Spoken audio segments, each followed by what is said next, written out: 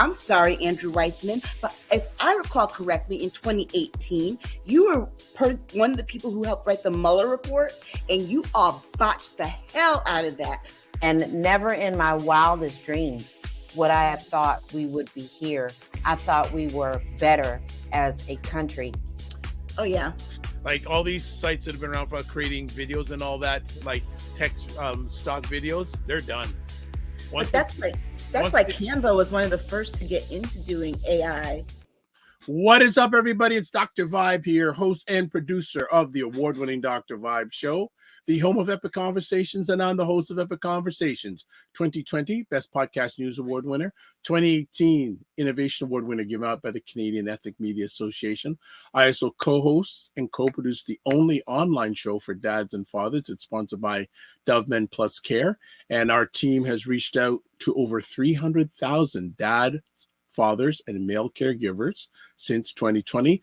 I also am a featured contributor to this platform, Indie Soup Media, indiesoupmedia.tv, as part of a friend of Dr. Vibe and the show, Dr. Tachi, and it is an independent content creators network that has about, 27 independent content creators, 7 more coming on, and in 3 months' time, they have over, I think we're at 13,000 YouTube subscribers. So that is great. And a lot of the content, including this show, an edited version of this show, is shown on Indie Soup Media. So do support. We are back. We had last weekend off because it was Memorial Day in the United States. For myself, I live in Toronto. We don't celebrate that. We had a long weekend the weekend before, but we're back.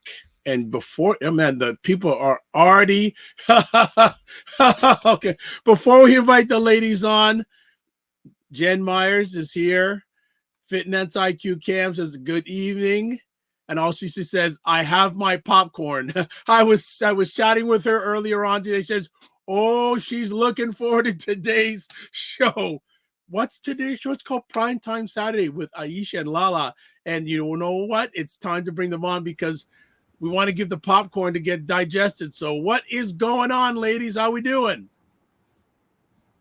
Good. It's been a week. No, it was a day, especially one day. But before we get to the week, how are things in both of your worlds? How was Memorial Day weekend?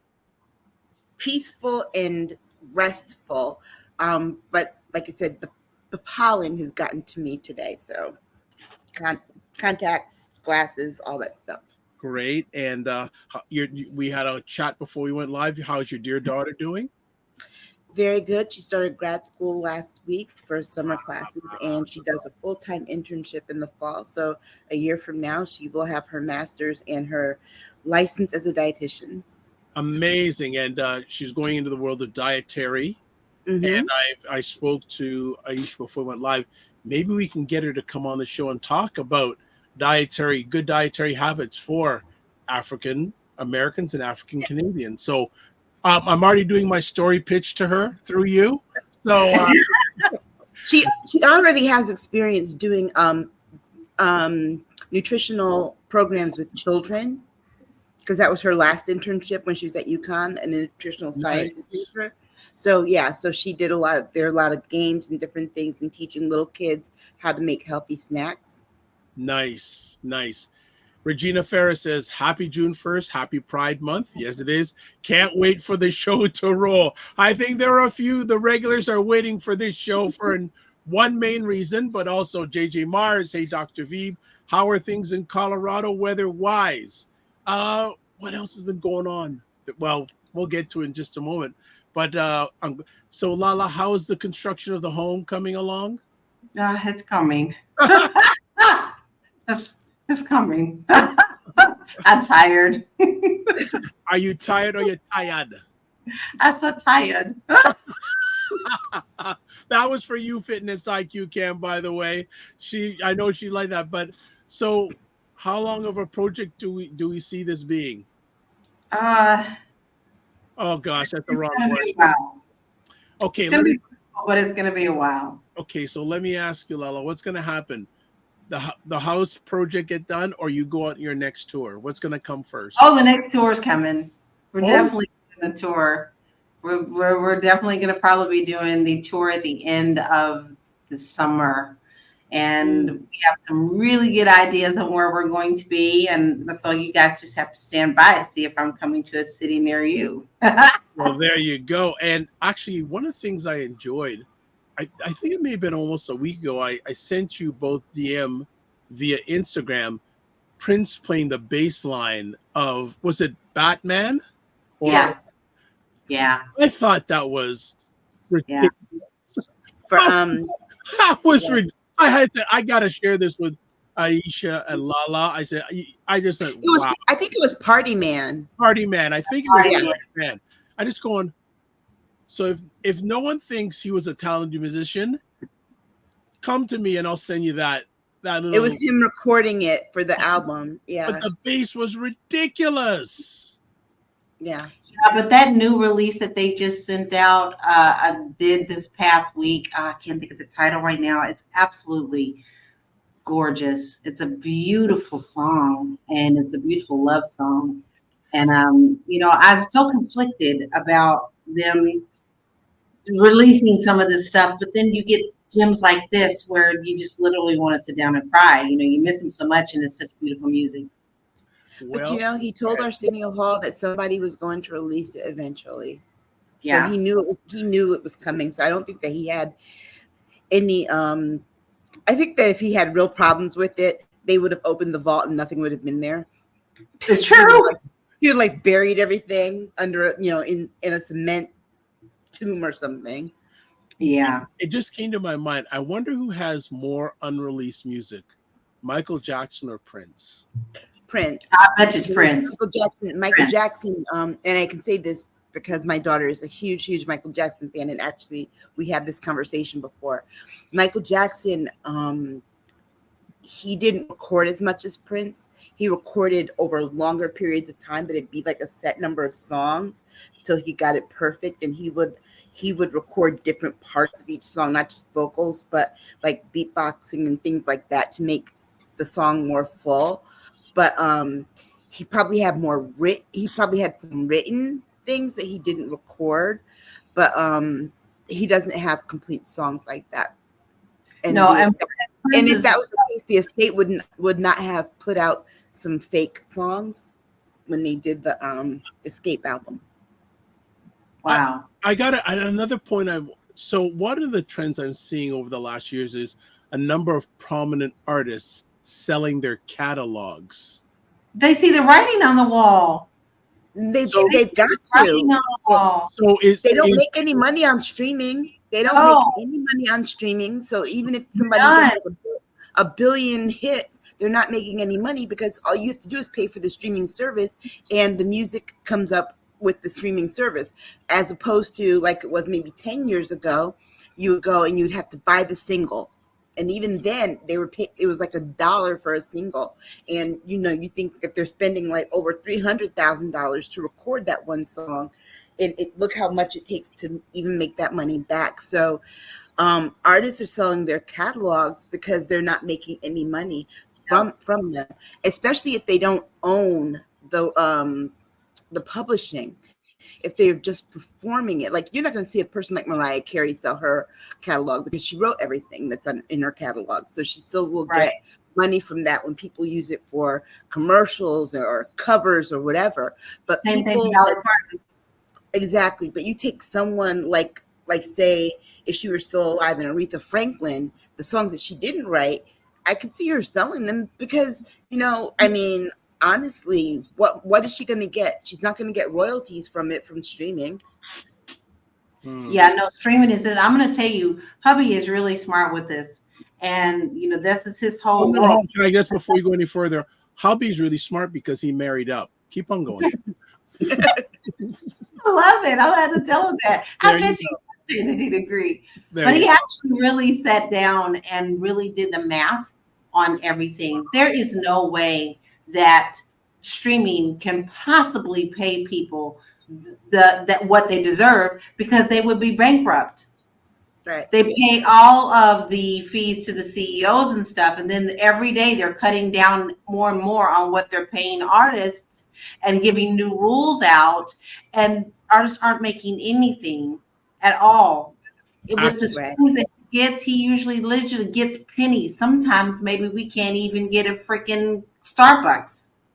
Right. You know, it's And interesting. you know what, though, things too that they are having to do other, it has a residual effect. Like, for example, I am not a fan of this woman, but J-Lo had to cancel her tour Yeah. this summer. And they're saying she said it's because if I didn't have to, it was family. No, it's because her record sales for her latest album in 5 years are in the toilet, and she wasn't selling concert tickets. So you have the artists like that. You have George Clinton says George Clinton has to tour in his late 70s or his early 80s. Yes.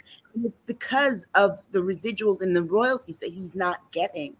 That's right. So, you know, artists more now more than ever have to tour, as opposed to like in the 70s, 80s, and 90s, they could make a record and sit back and let the record make the money. Well, let me tell you guys this. There is a major software that just came out in the audio industry that has got it so down pat now, guys. You're not even going to need the musicians anymore. They can take whatever they need to out of old songs, extract every last little piece of it, the vocals, the bass line, the drum lines. They could take that. How are you going to be able to prove that it's yours? You can't. So they can extract that all and create a whole new song for you. They're not going to need this anymore. It's pretty scary stuff. Wow. And this is a direct result of them taking music out of public schools, because people want to make music, but they don't know how, because they can't read it. They can't play instruments. But at least back in our day, they made you learn how to play the recorder. Something. Yeah, true. I mean, I played the flute and the drums, but at least by first grade, you were taking recorder lessons. They don't even let these kids have music class these days. Very true. Just to catch up here, JJ Mar says it's sunny and warm in Colorado. Yes. Regina Ferris says Prince. JJ Mars also says Napster over 20 years ago was the writing on the wall for the music industry. Yeah, because basically all these streaming services did was basically take license over what Napster had done and figured out their own configurations and algorithms to to tailor it. And so yeah, Napster was right. That's why Prince fought so hard against Napster. Yes. Remember that back in the late 90s. So, and by the way, that song was called Silver Tongue. Regina, Silver Tongue. All right. Regina says, I remember Keith Richards saying in 2000, the Stones had to tour to make money. The music biz has never been straight. 100%. 100% has never been straight. Do you ever see the day that the Prince Trust will sell his catalog? Not as long as Lonnie got it. No, I see it. Yes. Londell. Well, no, but see, remember, Londell also sold his share in Michael Jackson's catalog in the state. So I do see that. Yes. Remember. Yes. So I do see that happening. Wow. Londell had his fingers in Michael Jackson's estate, in Whitney Houston's estate, and now Prince's estate. So I see it. Yeah. Because Londell and John Branca made that deal with Sony to sell the catalog. Wow. All right. We also want to shout out Evelyn N. Williams, thumbs up on Facebook, and also Soraya Machado Powell. Them is my peeps. Hi, peeps. Giving the thumbs up via Facebook. So we had our appetizer. We don't know how long this is going to be, but this is probably the main course of today's conversation. 45 convicted on all charges in hush money trial. Ladies, well, let's not call it the hush money trial, because really, remember, that's not really what it is. It was an election interference. Thank you. Then you see how they spin this. Yeah, it was an election interference. Election interference. Yeah, because paying someone hush money isn't illegal. The hush money trial thing was what the media gave it and what Trump ran with, so it didn't sound illegal, but it really was an election interference trial. And that the election interference part is what made it a felony, because those 34 counts were misdemeanors unless they were connected to another crime, which was a felony. which made them felonies. And the crime was hiding something from the American people to affect the outcome of the 2016 election. It might be 6 years, but here we are finally. Look, the Mueller report didn't work. His ties to Russia didn't work. But it was a porn star that took him down for stealing the election in 2016. Exactly. But everybody is going to continue to spin this in their own direction. The fact that so many people have come out and supported this man just disgusts me to no end. I literally get sick to my stomach when I see people saying why they still support him. Let's say something very clearly. Had this been Barack Obama, y'all would have strung him up. I'm not even making an analogy right now. I'm telling the truth. Y'all would have done everything you could have possibly done to this man. But no, you want to get behind someone who's been proven to be a crook and a liar and a sexist and a homophobe and a cheater, and you want to call him some Christian. And I'm so sick of that. Call it like you see it. He's crooked. He's a con man. How dare you still be on the ticket?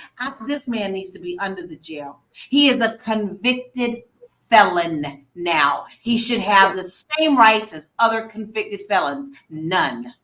And unfortunately, our Constitution does not say that if you're convicted of a felony that you cannot be on the ballot. But that becomes the responsibility of the party to say, you know what, we can't stand behind a convicted felon. However, they don't seem to have a problem with it. Let's be clear. After they said the 7th guilty, I was like, oh, this is going to be a clean sweep, because I was sure that at one point, maybe the checks that Trump didn't sign, he might get a not guilty on or a hung, but no. And this tells you how he thinks, right? They chose two of the jurors that they chose because one watched Fox News and the other one read Truth Social. Okay. And that behind the scenes, Trump was calling them my jurors. So the best they were hoping for was a hung jury. And it had to shock the hell out of him, sitting there hearing guilty after guilty after guilty after guilty. And then when they went to survey the jurors to find out that his jurors voted guilty, that, let me tell you, you know how you could tell how badly this affected him? Because of that disjointed press conference he did the next day, where nothing made sense. It wasn't even a press conference. It was a speech. It was a rant. And he sat there and he went on and on about, it's like, okay, talking about they're letting people from the Congo in and out of prisons. What does that have to do with the fact that you lost?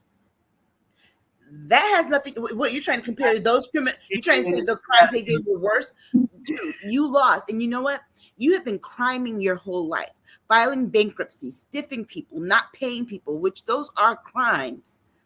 It just finally caught up to you. And I bet you, instead of saying the thing that this man should be saying, he's ranting on and on and on. But what he should have been saying was, I really should not have run for president because it has upended my whole life. Yeah, he didn't think that American politics was this intrusive. And he didn't, and let's be clear, he also didn't expect to win. He just expected he never expected to win. The fact that he won, he's like, oh, I won, I'll take it. But then when people started telling him what he couldn't do, because, he doesn't have the wherewithal to see that being president of a private company is different than being president of a country, that there are rules and laws that you have to abide by. In his private company, he sets the rules and laws. So he thought that he could come into the country as president and run the country the way that he runs his business. And that's why those people voted for him. They're like, well, Trump says he's going to do this, he's going to do that. Did y'all forget we got a constitution that spells out the duties of the president and that there are checks and balances on that never office? read it, Aisha. They don't even know what it says. But they're always so good. Let me tell you something. I have been reading the Constitution amendment by amendment and then diving into the amendments, because I've read it before, the whole document, but now I'm like really trying to get into the knowledge of it. And I'm gonna tell you, these people don't even know. Because if you ask them, what are the first 5 words? They say all kinds of stuff. I heard somebody say the first 5 words of the national anthem. Yeah. But the part they're missing is that it's a government for the people, by the people, not for one man and by one man.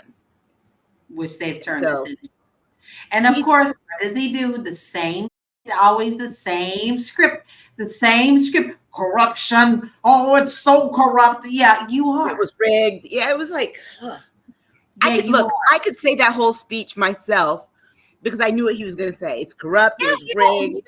We are conflicted judge. The Joe Biden did this, and what's so stupid is that it tells you, and his people are really dumb because they're quoting things that he says without checking it. It's like, remember, we have you all claim to be states' rights people, right? But you don't even know that states have their own judicial systems. That the federal government can't. Tim Scott talking about, oh, I hope that the Supreme Court overturns it. What do you mean the Supreme Court? The Supreme Court has no jurisdiction over this. The highest it can go is to the New York State Supreme Court. And now what him, Mike, whatever his name is, who was the Speaker of the House. I get so sick of these people. I forget their names. I get so angry. He had the same thing. Same thing came out, was like, they need to step in. That just goes to show you do not know anything about American politics. You are calling on stuff that doesn't exist. But you know what though was more stark about what Mike Johnson said? It wasn't even that part. It was the part where he said, and I know several of the justices personally. Yes. Oh, really, sir? Yes. Really? Keep talking. Because they tell on themselves every single day. And DeSantis, you know this personally. And don't forget about what DeSantis came out and actually said. Now, y'all know convicted villains cannot vote, right? Y'all know that, right? Okay. So what does the Satan come out and say? He has legal voting rights. Well, okay, if he has legal voting rights, so does all the other convicted felons, because he doesn't get special treatment. He's a convicted felon. But here's the thing. There's a loophole in Florida, right? So the convicted felons, if they've served time and they haven't paid restitution, they can't vote. Right. If they're convicted but haven't served time yet, they can vote. Yes. So they're banking on Trump not going to prison before the election. And I'm sorry, but I think that if that judge wants to serve on the side of justice, that he would treat him like anyone else. Give him at least bare minimum 30 days and make him report immediately the day that you decide on the sentencing. Oh, to jail. Period. Yeah, the thing is that the most he can get, and he lied because he's dumb and he doesn't know anything, but he's like, oh, I could go for 180 years. No, actually all the sentences for this particular crime are concurrent. So the most you could get is 4 years. Excuse me. Well, because he doesn't. The whole thing is they are stupid. You're believing stuff that's not true. You're believing garbage. You don't even take the time to educate yourself. You're banking on a crook, and then you want to burn America down over some who is allowing you to do it. You want to get behind this because what does it boil down to? Racism. Yeah, and I don't understand. It's like he's got a glitch in his head where he's just really mad at Michael Cohen for not being loyal to him. But dude, it wasn't even Michael Cohen's testimony that got you the 34 convictions, because the jury asked for what they needed. They needed those instructions read to them again, and they wanted David Pecker's testimony read to them again.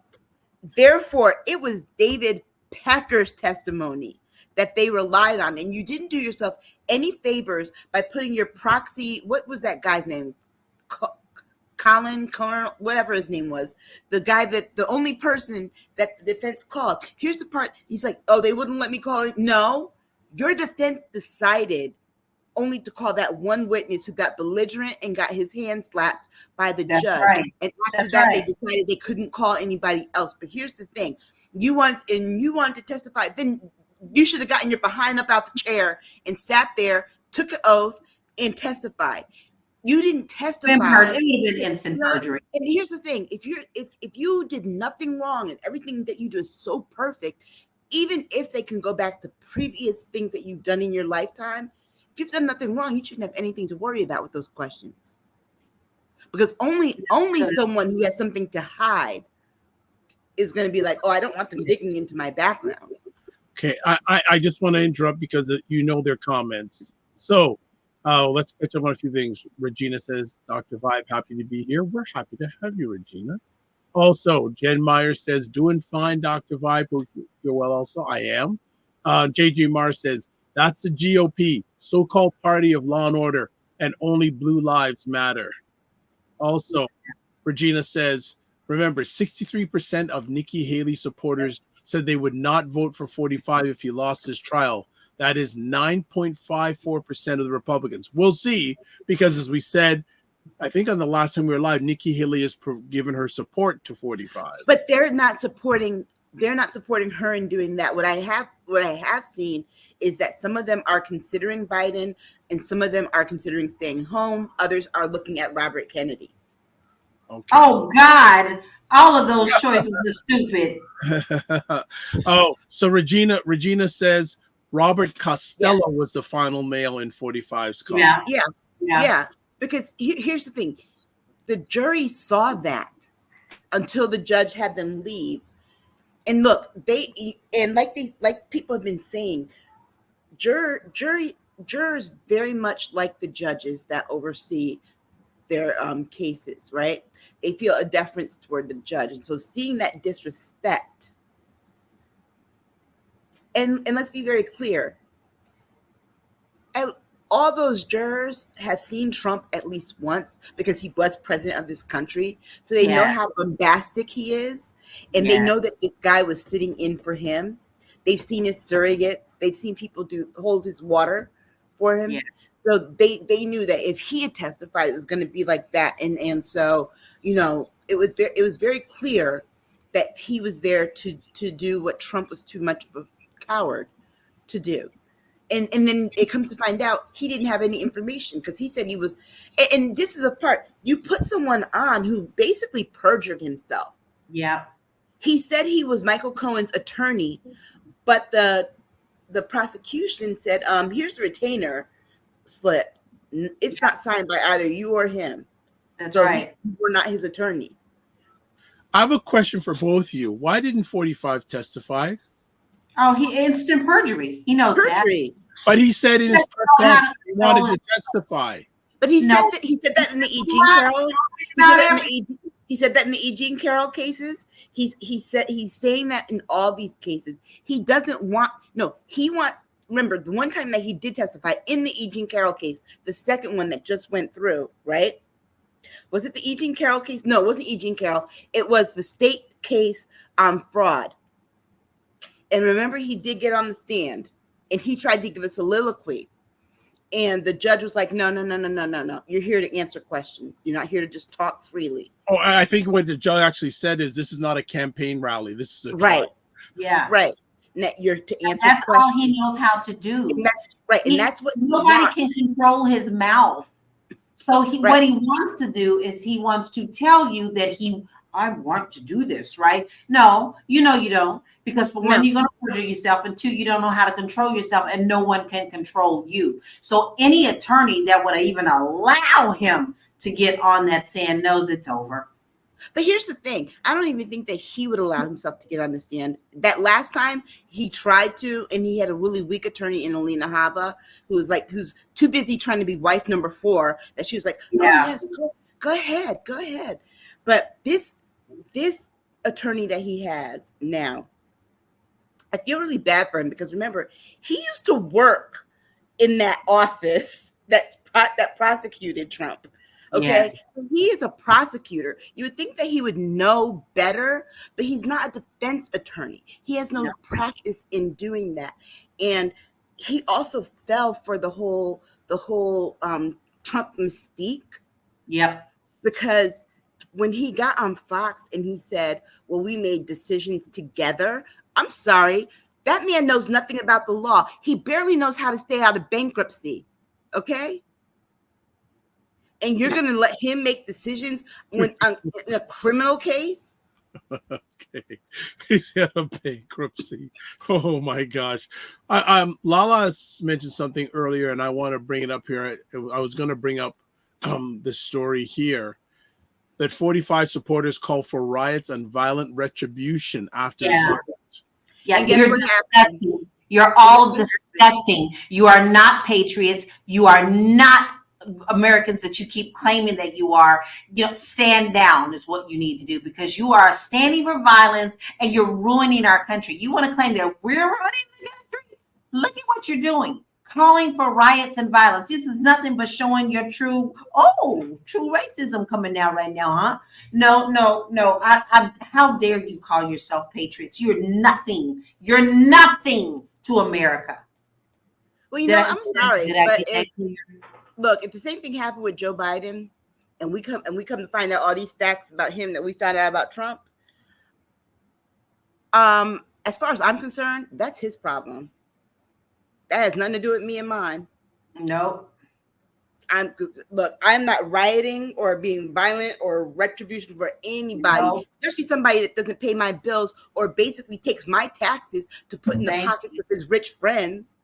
Which, by the way, he don't pay taxes, remember? And then what kills me is that they filtered more money. Well, he's claiming it's 53 million. At first, the first number was 35 million, which makes me probably doubtful that's more like maybe 10 or 12 million that they made in donations, but small donations. And guess what? You're paying for his court cases. You're paying for you're paying for his lawyers. And guess what? You can't even afford a lawyer of your own if you need one. Keep your $5. Your $5 can at least buy a carton of eggs, barely, but at least do that. Feed your family, because giving him the $5, we all know where it's going. This man has 3 other cases pending. Yeah, I'm really. That's a lot of legal fees. They said he spent $100 million so far this year in legal fees. So your little $5 is not going to help him. This man talks about how rich he is and he's a billionaire. Why don't you let him start using some of his own money? And so he is now saying, the orange demon is now saying that he has raised $53 million after his conviction. All right. 53 million. Where do you think this money's going to? Well, it's to pay his lawyer so he can keep his own 53 million in his pocket. Well, I also want to add on this too, the impact potentially on the upcoming election. So this is an article today, this afternoon. We're broadcasting live on June 1st from Forbes magazine. First polls after 45 conviction, warning signs for Republican. Top line, we say nearly half the independents said they want 45 to drop his 2024 campaign after a New York jury found him guilty on all 34 counts, falsifying business records in his criminal hush money case. There's that term again. Yeah. According to a new poll released Saturday following another poll Friday that showed other warning signs for the 45. A morning consult Morning consult conducted on Friday, which was yesterday, found 54% of registered voters either, quote, strongly, unquote, or, quote, somewhat, unquote, approve of the guilty verdict. And though 49% said 45 should be sentenced to probation, over 44% who said he should be given a prison sentence. 68% of the respondents said he should be fined. Roughly 49% of independents in the polls say they believe 45 should drop out of the presidential race just one day after he was convicted. The survey also found 15% of likely Republican voters believe 45 should drop his campaign, while 8% of self-proclaimed 45 supporters in the survey said the same. A Reuters Ipsos poll conducted just hours after 45's guilty verdict was read also found 56% of Republican voters said the conviction does not change their vote, while 35% said they were more inclined to vote for 45 after the verdict. Still, 10% of Republicans in the Reuters Ipsos poll, which surveyed over 2,500 U.S. adults, said they were less likely to vote for Trump 45 in the wake of the conviction, while a quarter of independent voters said the same. 18% of independents said they were more likely to vote for 45 after the election. Any thoughts? Yeah, those are the people that we're going to need. Okay, we're never, ever, ever, ever going to change Trump supporters. You're not going to change MAGA. It is the people that are in these polls now, although I don't always feel confident about polls, that we are talking to now. These are the ones that are going to make the difference. The independent voters, those who are sick of this, and those who are ready to get back on track of making America run functionally again. These are the people that we are reaching out to. And if you add up all of those, and if that is true, then we do have an election not going in his favor. Yeah. And I'll say this too about when they were talking about the part of the article talking about when they mentioned the piece about the sentencing, and I got to thinking, remember that Black woman who voted when she didn't realize that she couldn't vote, got a 5-year prison sentence. This, and that's why I hate calling a hush money trial. This was an election interference. He held something back from voters. He paid to hide something from voters so that he wouldn't lose. And I think that he should get the maximum at this point. Do I think? And Regina is asking us this question: what do you think Judge Juan Merchan will do on July 11th for a sentence? I think that he's going to have no choice but to give him minimal, at least, prison time, because Trump. What did Trump do yesterday? He violates the gag order. Yeah, I'm talking about Michael Cohen. You got convicted and you violated the gag order. And I promise you, this man can't control himself. So we've got a whole month and 11 days for him to keep screwing up. And that is going to be. And he will do it. Right. And he will do it. He is going to go to prison when he could probably get a fine or house arrest or whatever because of his own actions. But he will not take responsibility for it. This man has yet to learn how to be an adult. On anything. Responsibility. He's never taken responsibility on anything. Never, ever, ever. I think things are always rigged against him, or somebody's out to get him, or what? So Regina has a question: is the gag order still valid after the jury is dismissed? Yes, and actually, that's the funny thing is that he also said it yesterday. Was it yesterday? Yeah, yesterday in his speech when he said, well, I can't say his name because there's still the gag order, but my former lawyer, or they call him a fixer. Dude, you did the gag order means you can't talk about him, period. At all. You can't even describe him. You can't even blink his way right now. Okay. Right. Exactly. So the gag order is still in effect. There's an area that hasn't been talked about yet that I'm concerned about: the safety of the judge and the jury. Well, that's why the judge recommended to the jury that they not speak out after, to just keep because remember the E. Jean Carroll jurors, we don't know anything about them, and we don't know anything about the jurors from the state's case, because they have been kept quiet. But they're trying so hard to dox these jurors and find out who they are. And it's like, so what happens? What happens after you attack them? Then what? You make their lives miserable for what? What do you get out of it? It doesn't change it's not going to change the verdict. It's not going to change the verdict. I'm Dr. Vibe. I'm of the mind right now. I'm with you. I don't care how much they try to protect them. We already know how people can be outed so very quickly and easily. There's so many people who know how to do this on the down low. I am worried about them, but this is an attack on all of us when we cannot do our duty. If 45 supporters could almost take over Washington, this is this is easy. This is an easy thing. But they've also proven themselves not to be the brightest criminals either, because remember, a lot of them got caught for videotaping themselves on January 6th. But this is true, but I'm talking about this is now private citizens, so easier target. Yeah. I mean, they've been trying with the other ones, with the other jurors. I think this one's going to be a little bit different because it was criminal charges. So they are definitely going to try and go after them. But I'm hoping one of the good things, though, is that Donald Trump couldn't really describe the jurors to them. Because remember, the way that they said the jury was seated was that even the witnesses could barely see them. Yeah, but I know 45, the way he works, there's information about those jurors in someone's hands other than the people involved. I don't wish this, but something tells me, don't know when it's going to happen. Something's going to happen either to that judge or one of those jurors. I don't like to speak bad news, but like I said, if 45 supporters can attack and try to take over the government of the United States, this is easy for them.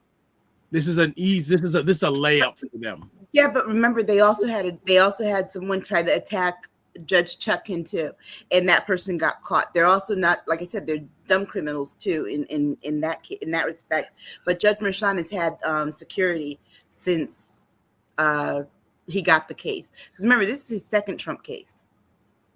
Well, there's difference. He's convicted this time. Yeah. There's a difference, which will just raise the stakes even higher. Actually, the person that they need to be going after is his lawyer. His lawyer really screwed that up.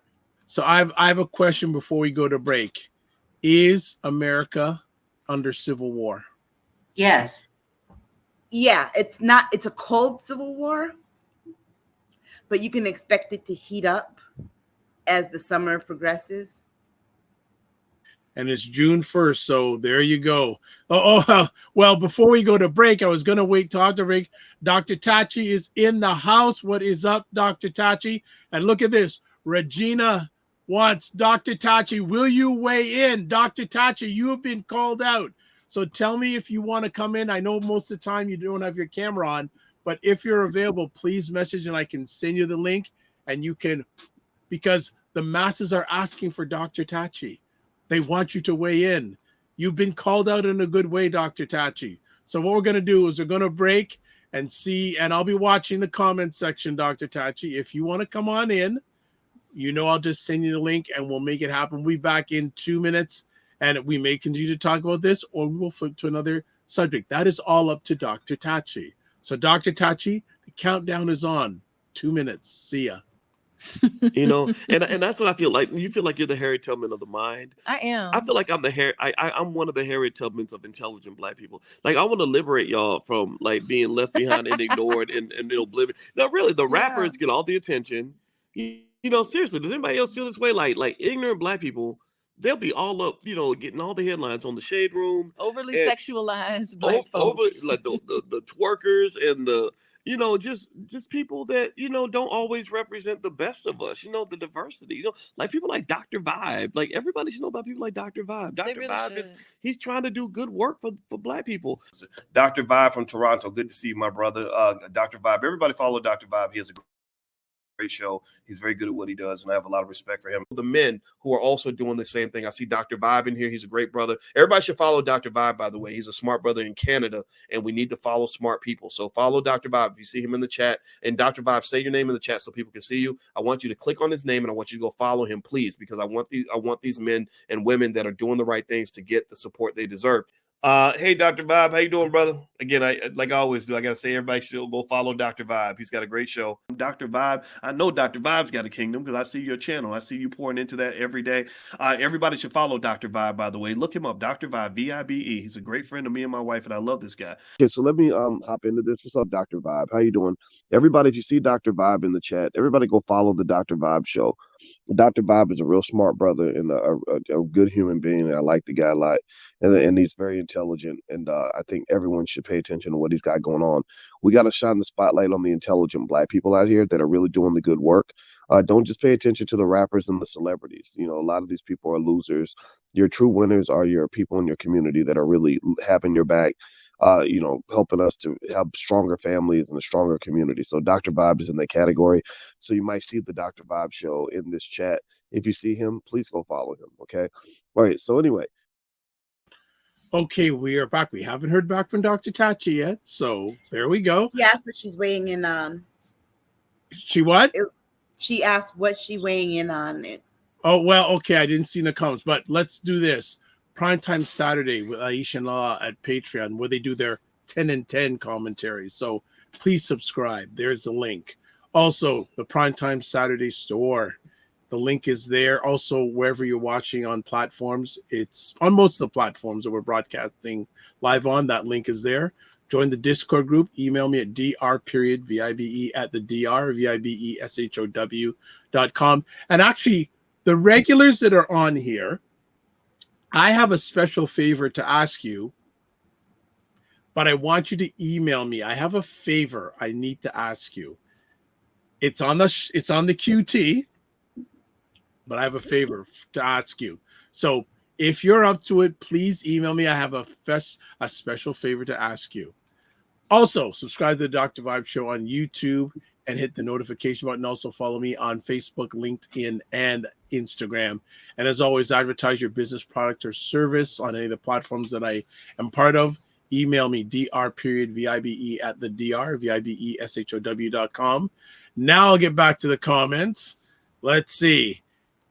Hey, Regina Ferris, what am I weighing on? I think Dr. Tachi, Regina wants you to weigh on 45 and his conviction. Oh, look at this. John Ross, it's my birthday. I'm 35. I'm a good person. Okay, you're 30. Happy birthday. Okay. And Regina says, all of the topics on tonight's itinerary. Okay. So, Dr. Tachi, do you think you have a little bit of a fan? You think? What do you want me to love? She wants you to weigh on everything. So, Dr. Tachi, you have your option of doing in the comments, or I can bring you on and your camera doesn't have to be on. So it's up to you. So let's move to our next conversation topic. Minnesota GOP's endorsed Senate candidate has faced court actions over his unpaid child support. I thought it was for family. So I brought this up because he's got unpaid child support for several children. He's another Herschel Walker, this NBA player. Why do they keep getting? It's like they don't know that Black people do other things aside from play sports. Okay, so this is yet again another athlete turned Republican running for the Senate, and he is just. I don't think they learned their lesson from Herschel Walker. Remember the whole thing with Herschel Walker and his child support too? Yep. He lost. Why are y'all doing this again? This tells me that this party, first of all, they have no good ideas. Two, it's very clear they have no Black people in leadership because someone would have told them, we got to stop. If you're going to get a Black person, let's get a real Black person. Right. Third, leave the athletes alone. And let's be clear, they're endorsing you because you're an NBA player and they think that you're going to pull Black male voters in the GOP's direction. That is why. Stop allowing yourselves to be used this way. It's crazy. And then They have this false notion. They have this false notion that they really are their equals, and when that's never the case. They are always the pawn.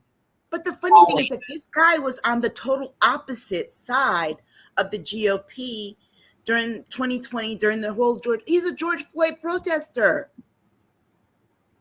Okay? Yep. He was an organizer there in Minnesota on this. And now all of a sudden he's flipped. And if somebody can flip like that to a party, the party that did not want to pass the George Floyd bill when he was a George Floyd protester, it tells you he can't be trusted and that he can easily be bought. Yep. Well, let me just read the story. So the headline here: Minnesota's GOP endorsed Senate candidate has faced court actions over unpaid child support. So Royce White, a George Floyd protest leader and former college basketball star turned right-wing Senate candidate in Minnesota, was ordered to catch up after he fell behind on court-mandated child support payments at least half a dozen times from 2020 to 2023. Court filings show in the case filings in two cases show White, a father of four, was twice found in contempt of court over the findings. One of them in Minnesota, a Minnesota county, where he remains, quote, in constructive contempt, unquote, facing the ongoing threat of a 180-day jail sentence should he again fail to keep up with his payments. The next hearing of the case was set on October 21st, 2 weeks before the election. Why would a party pick someone like this to be a candidate? You mean the party of family values? Yeah, that's what I was agreeing. Really? The party of family values, endorsing someone who can't pay to support his family? Not even can't, won't. Come on now. Won't. That's a distinction with this. Not that he can't, he won't. They can't even endorse, black men that do the right thing. They keep choosing black men who are degenerates. Him, Herschel Walker, the guy in Mark Robinson in North Carolina, Tim Scott, Byron Donald. The list goes on. They never learn their lesson. They never get the play card. Like, you've seen this happen over and over and over in the GOP, but still yet you want to tap dance for them. Nah, you're still a pawn. Okay. Yeah, it is. It's the truth. They're just all right. Just give it away. A little bit of update. Give their souls away free. Dr. Tachi says I'll come on off camera. So Dr. Tachi, I've DM'd you the link. Also, she says the same reason they will endorse a convicted felon for president. So so exactly. Dr. Tachi, we are patiently waiting you to come on. When you come on, we'll revert back to the lead story of the conviction of 45, and you can certainly give your comments on that. But these candidates, I'm going, and I like to say, just non-judgmental. Where do you pick these these candidates? Well, I mean, the party of law and order is a party of criminals. We see that now. They've always been. You can go as far back as 50 years ago at Nixon. What was Nixon's phrase? Like Donald Trump, his whole thing is, I'm totally innocent. This is corrupt and rigged. Nixon, I'm not a crook. I'm not a crook. That's right. Hit dogs holler. Okay. Yep. Ask Regina Ferris. Ask and you shall receive. Dr. Tachi, how you doing? Oh, I'm fantastic. I don't even know if I do have the right microphone selected. Yes, you do. So how are you all? How are you? How are you? Do you want the truth or do you want do you want niceties? I'm tired. I'm tired. That's the truth. Yes. Well, I think we all are.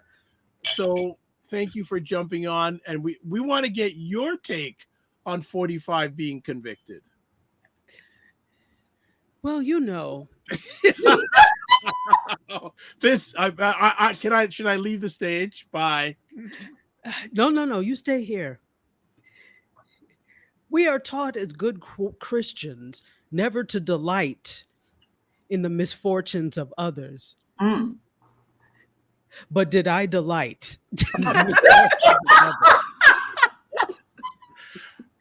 Should I say now, Reverend Dr. Tachi? No, because remember, I delighted. Okay, all right. You I'm were not fist that bumping in the involved. air too, because I know I was. I was fist bumping in the air. You know what the whole thing is though? We're partying and fist bumping, but what does this really mean? I think this is where I was like, well, finally, Yes. But Yes. what does this really mean? Because the point is he can still run. Yeah. You cannot be a police officer. I think you cannot be a public servant. There are certain other things you can't do, but there is nothing that says you cannot run. Now, this is by design because large majorities of these former presidents were criminals of some slaveholders, etc. So, we had a lot of criminality that happened. So it was probably by design that was not put in there. But you don't have to have a clean record in order to run for president. So it's interesting, though, if you don't have a clean record as a civilian, you can't vote. So all of this is not a clean record, but if you're a convicted felon, you can't vote. Yeah. So, yeah. Very good point. The thing is that I think we need the Constitution. I know there are people who are originalists, but the Constitution was meant to be a living document. Otherwise, they would not have allowed for amendments to be passed as part of what the Constitution says. And I think the part about the office of the presidency needs to be amended because there are only two things that you have to be in order to run. One is 35 years old. The other is a natural born citizen. Exactly. Not robbing or criming should also be something. Right. But they all see, but that's the very thing. And this is how we know that they are fully aware of the transgressions that have happened in the past and what they continue to do, because you will not do things to repeal those laws or to repeal those things because there are so many that are guilty of it. And it's like an admission of, yes, we are doing the wrong thing. So if you just say nothing, it doesn't exist. Right. It's really mind-blowing when you look at it. But to answer the question of what I think about that, again, I'm waiting to see what this all means. I'm waiting for people on the side of right. And I'm not just necessarily talking about one particular party. I'm talking about people in general on the side of right to do the right thing and to stop being nice and to stop turning the other cheek. And this is what has put us in this predicament in the first place. We are too blasted nice for no reason. We want to. The other side, and I'll say it, the GOP is not nice. They are not mincing their words. They are intent on destroying the union. And the biggest thing is, even though that's not what the entire Republican Party wants, there are some people that are reasonable and moderate, but the fact is that they will stand with the party, regardless if they're right or wrong. So you're part of the problem too. I don't care how moderate or reasonable you seem to be. You're irrational if you stand on the side of wrong, which is what's happening. So, we have to be that counter movement to that needs to start happening. So we look at the Project 2025. I hear no talk of a counter 2020. People are just like, this is dangerous. We've got okay. So what are we going to do? I know this is a little bit of a tangent, but it's going back to the point of you've got a very dangerous individual who has a chance at, again, becoming dictator. President. So, excuse me. He already said that's what he's going to be. You didn't do nothing but speak the truth. Well, thank you. Yeah. So I was happy at the conviction. This is exactly what you deserve. The Central Park exonerated were rejoicing as well. Yes. Because it was in the same courtroom that they were tried in. Now, to your point, Dr. Tachi, though, you know what? I have to say this. you're so right about how they swallow their own, because remember Larry Hogan, who's running for the Senate in Maryland, former governor of Maryland, told people he wanted them to be calm and not get out of place with the verdict. And what does Trump's communications person do? He quote tweets it and says, your campaign is over. Your candidacy is over. Just because he called for calm. Wow. Yes. I remember hearing that story. By the way, Dr. Tachi, Fitness IQ Can goes says the truth is here. So that the public speaks. Here's an interesting question. April says, just imagine if this was the Georgia case with a guilty verdict. Georgia would burn, Atlanta would burn to the ground again. Wow. Yeah. Seriously. They burned it during the Civil War. It'll burn again. It would burn again. Civil War. America under Civil War. Dr. Tachi, I don't know if you wanted to add on to say anything about this Senate endorsed candidate that's faced court actions under child support. I know you put some comments in the comment section. Anything you want to add to that? This is not surprising. It doesn't surprise me. It is the true hallmark of this. None of this is surprising. So the thing, and Aisha, you said something really important about how they will endorse individuals who are among the worst of us, who are the worst example. But that's exactly what they want, to show that we are unfit for these types of things. It's the same thing as when you'll watch a news broadcast and they will get the most bonneted, ill-talking, came out their house, rolled out of bed, and just got on the mic. Exactly, the most meme-worthy. Mind you, they passed several regular average Black people, average dressed, whatever, to find the one person that fits a stereotype. Exactly. And in that case, and you know this, Aisha, it's a ratings game. Because news and news cycles are supported by advertising. The whole thing is, if it bleeds, it leads. And so because of that, you want the most sensational, not everybody, but many want the most sensational, because that is what's going to get ratings, and ratings secure advertising dollars for your newscast. And if you can make your white audience feel good in the process, that's a bonus. You make them feel, you scare them to death about these people. Yes. Make them feel safe and secure by kind of highlighting the things that are going on in their lives that are so wonderful. Because they do those happy stories at the end, and you very rarely see a person of color. How much more safety and security do you need? I'm very confused, because the people who should feel unsafe is us. Yeah. So I'm the crime is more likely to happen. You're more likely to be a victim of a violent crime where you live. And America, our housing is still so segregated. So you talk about, you can't have it both ways and say Black on white crime and then talk about Black on Black crime.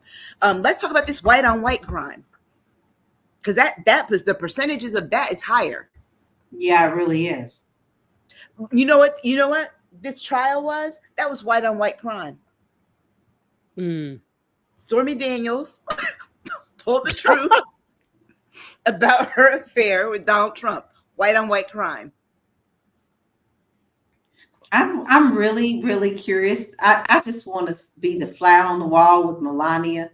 I want to be on the fly wall. I want to hear what she's saying behind closed doors. Because me not come into the courtroom. No, Donald. That's right. She is going to get Reiki every day, because I know her neck muscles are tight. She is livid. No, she's not. You know what? Because I heard Melania has a boyfriend in Florida anyway. But aside the point, Melania is violating. You know why? He's violating all kinds of prenuptials things. He sure That's is. true. Which That's means true. She's getting paid. Ching ching. All right. Nice segue. Speaking of Florida, Dr. Tachi State, Florida's top education official says public school closures a trade-off for school choice. Now, I just want to mention that I've said this before on this show and our last show that Yes. this was Florida's plan. This was Ron DeSantis's plan. This whole school choice thing was their way of closing public schools. But the school choice, remember, the school choice, what are the choices? Because private school is not going to be a choice for people, working class people who don't have the money to send their kids to private school. So what, and remember, I explained this before when I said that they have a compulsory attendance law. So if they close all these public schools and turn them all private in a way to where people have to pay some kind of tuition and they can't afford it, the kids whose parents can't afford to send them to public school, to school, then can go to jail under the compulsory attendance laws or be arrested for adding to the delinquency of a minor. And what people are those most likely to be? Black and brown. Well, and the interesting thing is brown people that are helping to make these laws. Yeah. If you know about the makeup of Florida, yes, there is a special, South Florida, where there is a huge contingency of brown people. Yeah. But brown people that, and this is not everybody, and I don't want to put it out there like it's everybody, but there are many that are self-hating brown people and will do anything to align themselves with the dominant culture, right? Or the oppressor. And so as such, that usually means agreeing with and coming up with legislation that is counter to their own interests. Yes.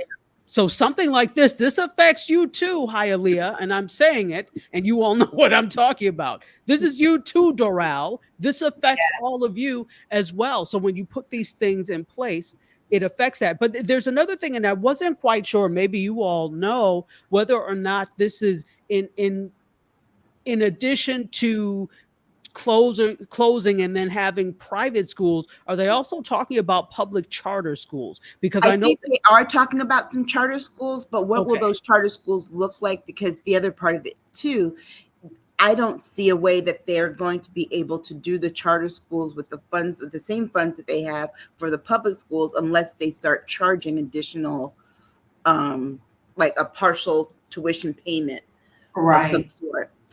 The thing about this for me is basically it's like no one learned their lesson from 1954 to 1971 as we were integrating schools. What was the first thing that they did once they integrated schools? They closed the segregated ones. They closed the Black ones instead of improving them and making them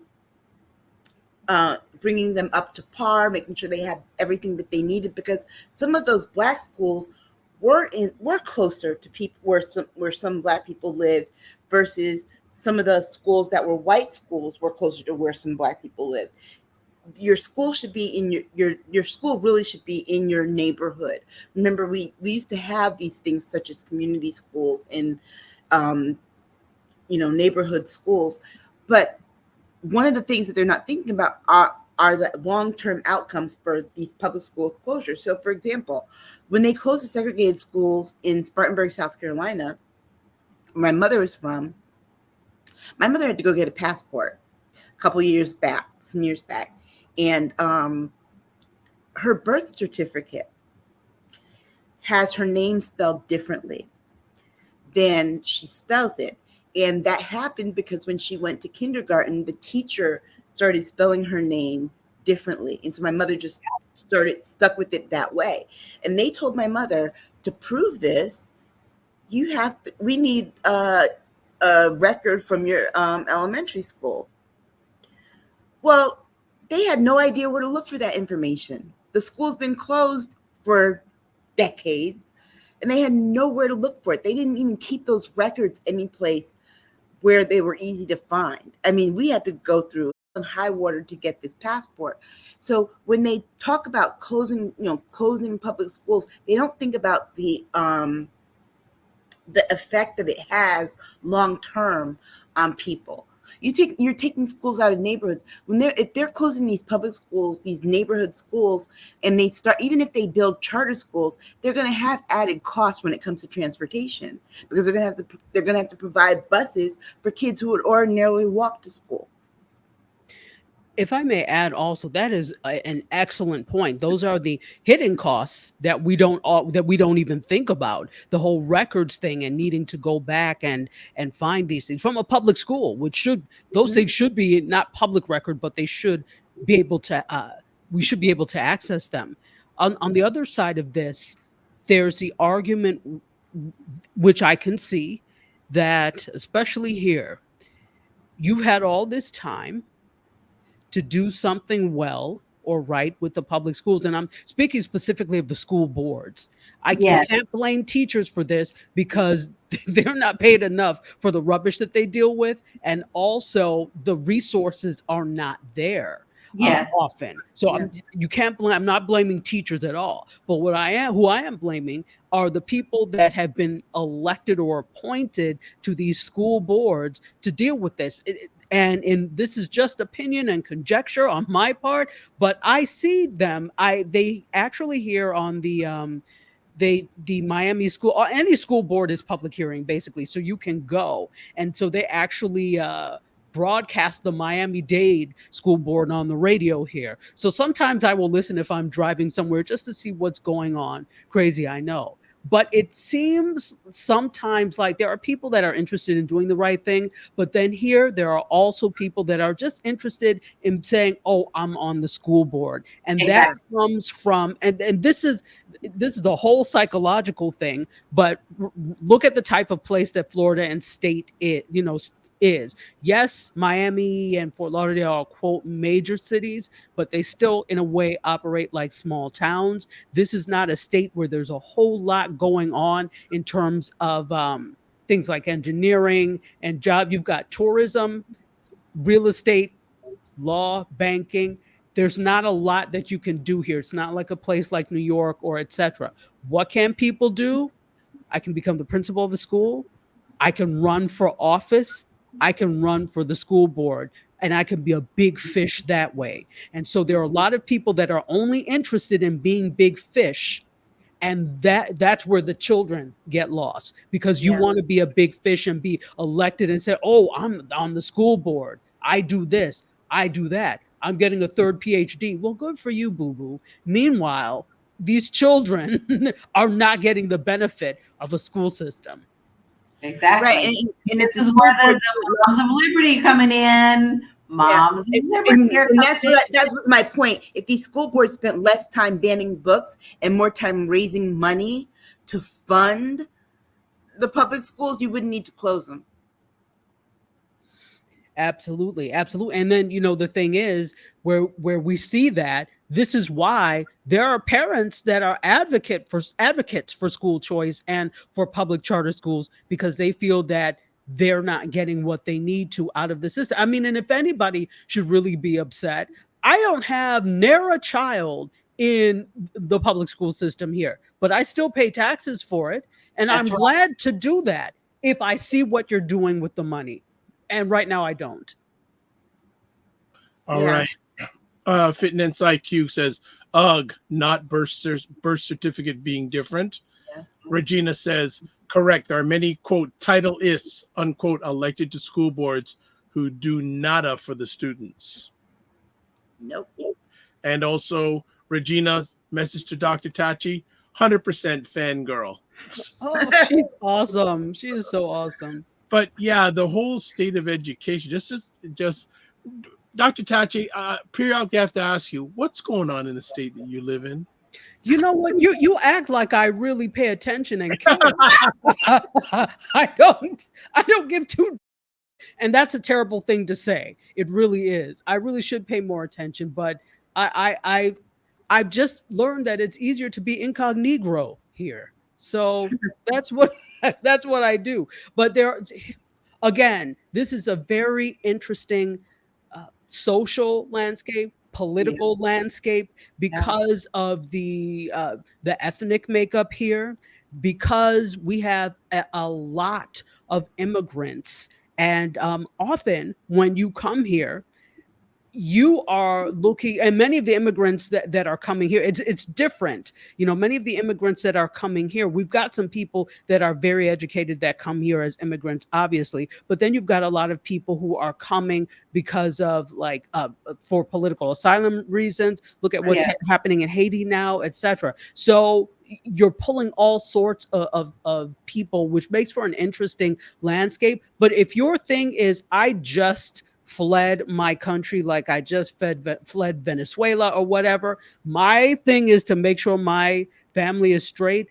I'm not thinking about the public school system. I'm not thinking about those types of things. And again, this is a very big generalization, but there are priorities that tend not to be those types of policy issues when you are coming here as an immigrant initially. It takes a while for you to settle in and then to start to understand, and maybe then you can start to do that. And then what happens is you just side with whoever they say you should side with, if that makes sense. So that's what's there's that. And then number two, this is a state with it's not a young state. There are young people here, there are families and things here, but what was Florida known for? Retirement. And for the most part it still is. And so really it's only still recently that they're starting to institute a lot of things beyond come here and retire and then tourism. Hence why there's not a whole lot of industry and things here that would draw people here. When I moved here, and I moved here because I got a job at the university here. That was the sole reason. There were a lot of young people like my age that moved here as well. They're all gone. There's a lot to that too as well, because what used to be thought of as Florida was affordable, but it is no longer affordable. No. The house prices have gone up. Not only that, the taxes and the insurance, people can no longer afford. You can pay off your house, but you're never going to get rid of the taxes and the insurance. And the insurance is such in a bad way that it's almost damn near you can't get any insurance at all on the house. And you have all that natural disaster down there. So it's become unaffordable, and it's no longer the dream that people thought that it would be. It's problematic because, even before, it's crazy how high the insurance costs are here. And I understand the natural disaster thing, but part of the thing is now you have fewer insurance companies that are here. Many have fled the state because of that. So you're dealing with the state insurance, right? Which citizens. Is crazy and covers almost nothing. Exactly. You can't have a house without insurance. I tell people to come to Connecticut, but you have to brave the winters and the high taxes. But guess what? If you're going to pay high taxes in Florida, you might as well pay them someplace where the insurance in your house won't be that high. Well, and I guess it's a trade-off, because the thing is here, there's no,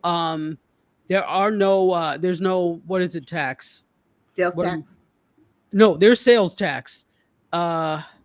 Income tax. No state income tax. So we don't have state income tax, but we have sky high insurance if you have a home. And then, some of the housing costs are not cheap anymore. If I had to sell where I lived, I would get some money, but where can I go? So that's the paradox for people here. And so what we found also is that there are people that are leaving South Florida and going a little farther north where your money stretches a little bit farther, or they're leaving for states like South Carolina, Georgia, Texas. South Carolina is getting expensive too. It's like, I lived there. When I lived there and I had a house, the mortgage on the house, and this is in a subdivision, brand new house, 4-bedroom with a frog over the garage, and everything. And the mortgage was like $900, right? But people now are paying almost twice that in just the mortgages. But because of the subdivisions. They've had like a blast of subdivisions there, and because they're building those, they're charging more.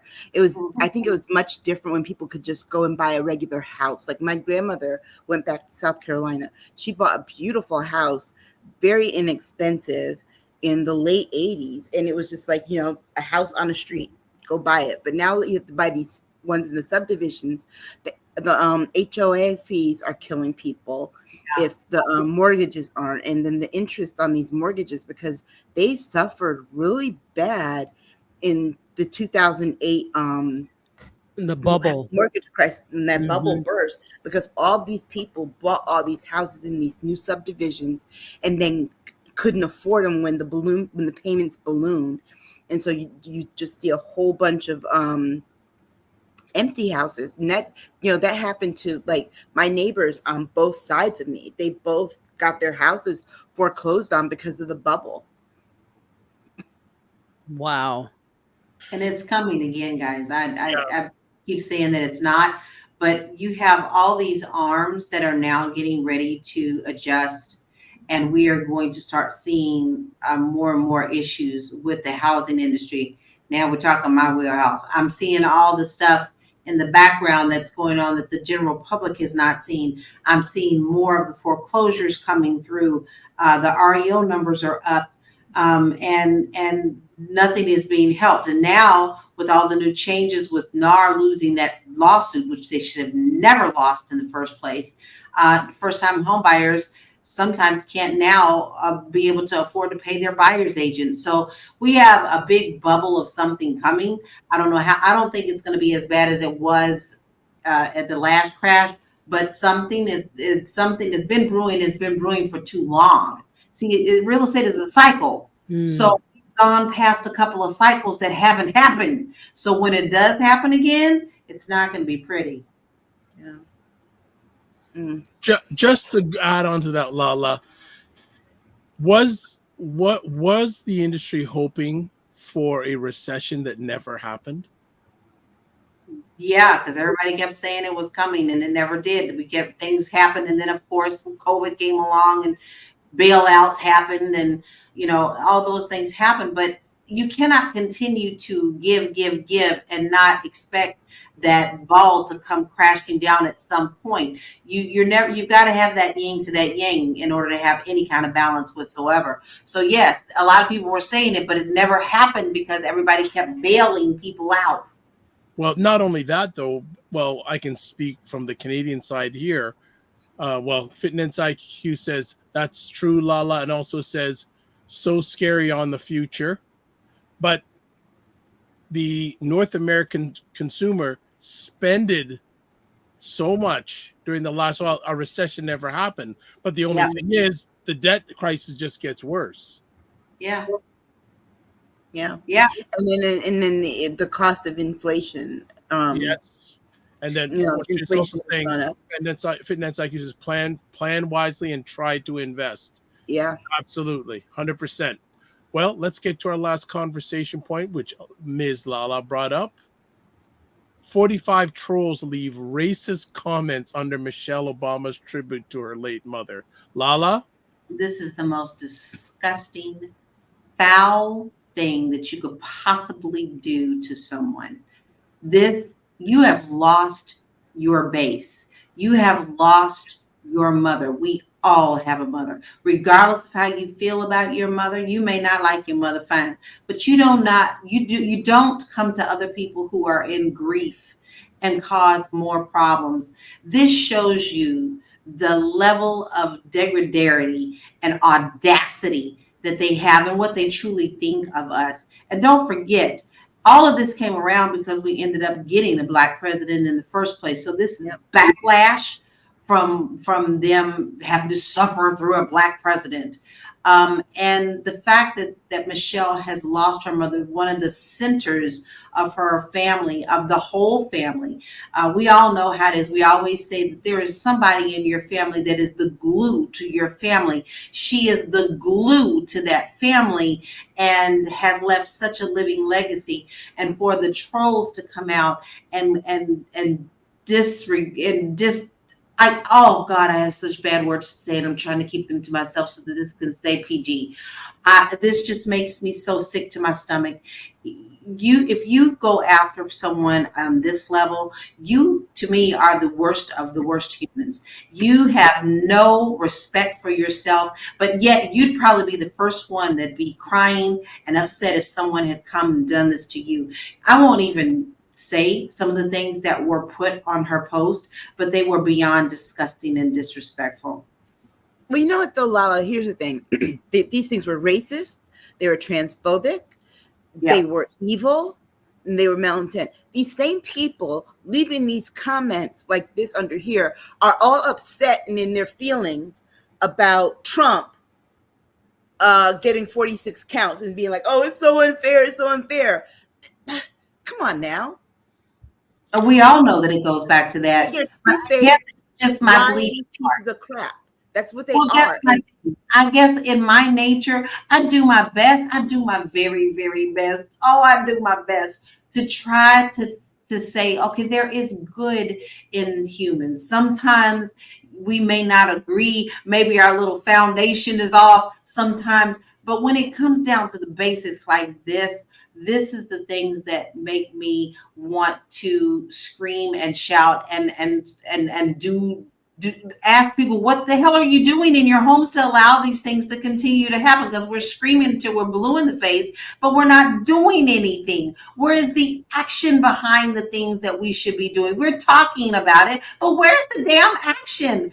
So these people feel like they are running the country because they are running the country. You're better than I am, though, because I believe that there are people who are inherently evil. I don't think everybody has good in them. I think some people do. I think, but I think there are enough people that do not have any redeemable qualities or any good in them. And look, the more that they center Trump in their lives, the more they become like him, and they think that it's cool. And here's the thing. If you have something to say about Michelle Obama, don't do it under the tribute for her mother. Go to True Social with that crap. Yeah. But they don't want to do that because they want pushback. They want fights. They want somebody to respond. And I have to say that Michelle Obama supporters and just decent people in general have been good not to feed the farm animals when they're asking for snacks. Yeah. And they're asking for a fight. They've been very good at just ignoring them. Yeah, but just the fact that you get one mother. Yes. I'm sorry. You just I was blessed to have two. All right. So this is just disgusting. And I just wanted to make it a point to say that she was such a very important person in not just for their family, but for our country, because she showed how basically our Black families are. We have these glues in our mothers and our grandmothers and our nanas and our grannas and everybody else. And to disrespect that shows your true character in the first place. We know you're vile. But now you're really showing your draws. Yeah. And remember, Michelle wasn't going to go. Michelle was like, I'm not going to Washington unless my mama comes to help raise these girls. She was that important of a part of the family. She didn't get paid for it, but she moved from her home in Chicago and didn't ask for a thing and helped take care of those girls. Remember, they were elementary school kids. Yep. So, first of all, may she rest well. Yes. She was a wonderful example of the matriarch of a family. And I'm so glad that America got to see that embodied in the White House. That's so important. Mm-hmm. I think we are asking for human behavior from subhumans. Mm-hmm. Subhumans cannot exhibit human or even human-like or humanoid behavior. They're incapable of it. Yeah. and we don't have to sit here and understand why or postulate as to what could be the cause of their unhappiness, that you take the little time you have to make comments under what did that change? What did that do? Nothing, because I'm sure Michelle Obama has learned by now, don't read these comments because they will be nothing but headache for you. So you've accomplished nothing. And Dr. Vibe knows that one of my favorite things is to call useless people wastes of skin. This is exactly what they are: wastes of skin and subhuman. There are no redeeming qualities, as you all said, to them. And so really they're non-factors. Next. Yeah. Right. Yeah, and that's the part too, is that they write these things with the hope that she'll see it and get her feelings hurt. But look, after the whole campaign in 2008, Michelle Obama knew not even 2008, his first campaign in 2004 for the Senate, and he'd been in the state house and state Senate before then. She knew not to read this stuff. Exactly. And not only that, I doubt that she personally wrote the tribute. She's got people who write these things and post them for her. She's busy with her family mourning her mom. She's not sitting on Twitter or X or whatever they want to call it, scrolling through people's messages and posts. All She's right. planning a funeral. Okay. Cinnamon Canela, you're gonna have to watch replay if you're saying good afternoon right now, because we're filing it down. But Regina says they are loathsome and vile. Yep. Fitness IQ Cam says Dr. Tachi subhuman, but she says but still SMD. Yeah. And then saying LOL waste of skin, love it. So definitely there's no room for that, not in my world anyways. That's just really very May I ask a question? Sure. And not to introduce a new conversation piece. You have can. to love You Dr. can. Vibe. You can. Did you all hear about this whole thing? This is some D9 or Divine 9 news, but have you heard this whole thing about certain members of the Divine 9 denouncing their memberships in these fraternities and sororities? And they outed all the secrets. Yes. It started with this one young lady who was a Delta, and she, after she crossed and everything, denounced them after saying that some of the rituals were hedonistic and went against her religious beliefs. So then what she does is she creates these posts and tells all the secrets.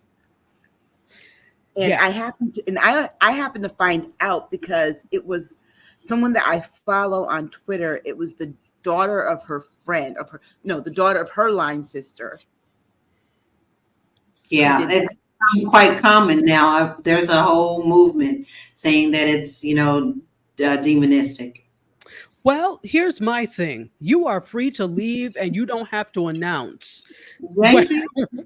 When I see these things, and obviously I have a particular feeling about this because I am D9, I'm a Delta. And we are all like, what are you talking about? And it's interesting because there have been a lot of posts going around, and this is not a new phenomenon. Like I've heard about this for years, but social media shines more light on these things now. Yes. And so we hear about it more. And so my thing is like, number one, go quietly. Nobody asked you. We didn't ask you to come. And so you may go quietly. Number two, I think that people have to realize that these D9 fraternities and sororities are not only nonprofit organizations, but they're corporations. Okay. Yeah. You can be sued for that proprietary. And I think people don't think that. So when you take things like a ritual or whatever, and then, or rule books, and then you put it on the internet, that's a violation. Yeah. In terms of service. But here's the thing, though, people, it's like, here's what I don't understand. Why go that route when you can just do it like tons of other people do and just not be active anymore? Exactly. Like my daughter's father is a Kappa. He's not active anymore. Just don't be active if you feel that it disagree, which is And interesting. here's the thing: at what point did you realize it went against your principles and belief? I mean, you did all that stuff to the point that you crossed. Right. And then Right. after you crossed, I don't understand. If the rituals bothered you, they should have bothered you all along, not until after you crossed and got your letters. Well, and no, 100%. I agree. I think this is the thing, and I made this comment on somebody's post. They, a lot of our organizations want us to refrain from really commenting about that, but I'm like, I think it's important for the public discourse for us to make not comment on behalf of the organization. I certainly do not speak for Delta Sigma Theta, but I'm speaking for myself. Yes. I feel like, I have to make that disclaimer. I feel like many of these people were already on a search for self. This is why they thought that they were somehow broken or on a search to find themselves. And they thought that becoming a member of a fraternity or sorority was going to make them whole, but it did not. And so they fall into another movement, an extreme religion, an extreme church that tells them that this type of thing is wrong. And so without researching, you go ahead and say, yes, you're right. It's the same thing. You fall into another thing. So this is a personal battle. Until you find yourself, you are going to continuously find issues and problems with any organization or any movement. This really has nothing. It has little to do with D9. This is they show up as empty vessels and they expect to have all the stuff poured into them and make them feel whole, like you said. Exactly.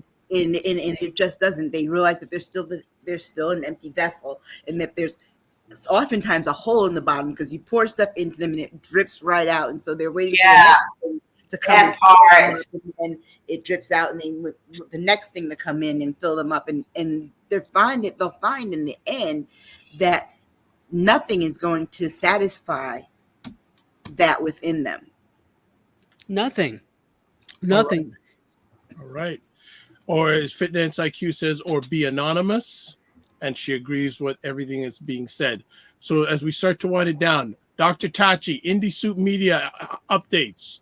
What's going on? Oh yeah. So we are in what do we say, in the encore phase right now, because many of our shows have ended season 1. Season 2 starts at the end of June. So June 24th, we will start season 2 with a new slew of shows. So I'm excited about that. We're almost at 13,000 subscriptions on YouTube, which is great. Yeah. It blows me away, but I'm really proud of what's been happening. Also, thank you to you, Dr. Vibe, for you sending some. Yeah, well, for being you, for being involved, and for sending interns our way, because this has really significantly lightened my load. So today I'm a little bit tired, as to usually I'm very tired. All right. Well, that is good to hear, and we'll continue to support whatever way we can.